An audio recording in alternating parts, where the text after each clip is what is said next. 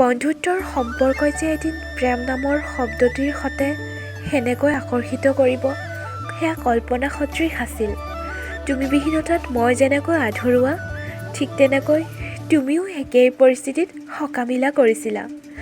আজিও মনত পৰে জনা সেই বিশেষ দিনটোলৈ।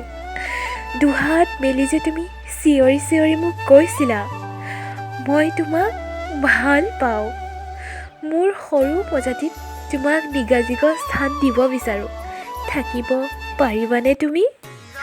নীলাৰঙী পাহাৰ কাষতে কুলকুলকৈ বৈ থকা এখন বোৱতী নৈ, মুকলি আকাশ, চাৰিওকাষে আৱৰি থকা সেউজীয়াখিনিক সাক্ষী কৰি লৈ ময়ো কৈ উঠিছিলোঁ, শুন, মই তোমাক ভাল পাওঁ বহুত।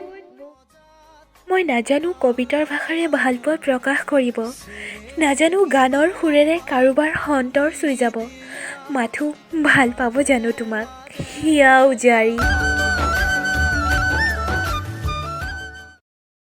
এদিন দুদিনকৈ সময় বাগৰিলে। হঠাৎ তোমাৰ আৰু মোৰ জীৱনলৈ কাল অন্ধকাৰ নামি আহিল। যিখন ঠাইক সাক্ষী কৰি তুমি মোক ভাল পাওঁ বুলি কৈছিলা, আজি সেইখন ঠাইক সাক্ষী কৰি তুমি মোক আঁতৰি যাবলৈ কৈছা।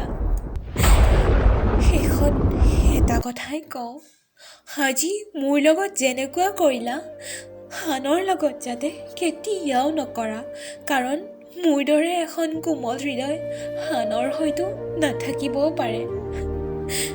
আজি মই যেনেদৰে কান্দিছোঁ, এদিন তুমিও কান্দিবা। সেয়া মোৰ অভিশাপ নহয়, মোৰ প্ৰেমৰ আঘাত। Good bye.